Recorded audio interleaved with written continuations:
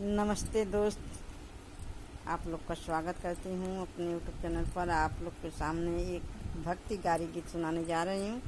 अच्छा लगेगा तो वीडियो को लाइक सब्सक्राइब शेयर करिएगा। कमेंट बॉक्स में बताइएगा हमारा गीत कैसा लगा। नदिया किनारे कृष्ण गैया चरा में हो, नदिया किनारे कृष्ण गैया चरा। अरे बांसिया बजा में माना मानी, हा सीताराम से बानी। बांसिया बजा में माना मानी, हा सीताराम से बानी। बंसी की धुनी सुनी राधाया कुलानी हो, बंसी की धुनी सुनी राधाया कुलानी। अरे चला सखी जल भरी लाई, हा सीताराम से बनी। चला सखी जल भर लाई, हा सीताराम से बनी।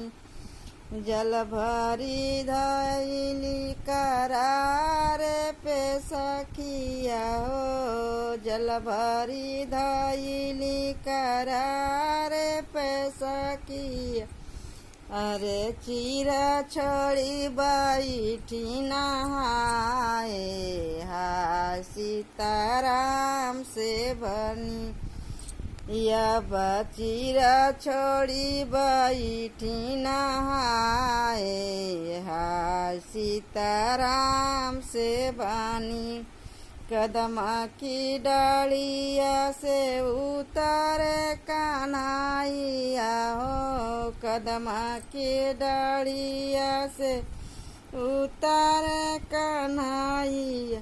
अरे चिरैली है चोराई, हा सीताराम से बनी। या बचिरलिए हैं चोराई, हा सीताराम से बनी। हाथ जोड़ी राधा विनती करत है, हाथ जोड़ी राधा विनती करत है। अरे देई देहु चीर कन्हाई, हा सीताराम से बनी। अरे देई देहु चीर कन्हाई, हा सीताराम से बनी। जब तू ही हो राधा जलावा के न्यारी हो, जब तू ही हो खबू राधा जलावा के न्यारी। अरे तब देव चीर तुहारी, हा सीताराम से बनी। या तब देव चीर तुम्हारी, हा सीताराम से बनी।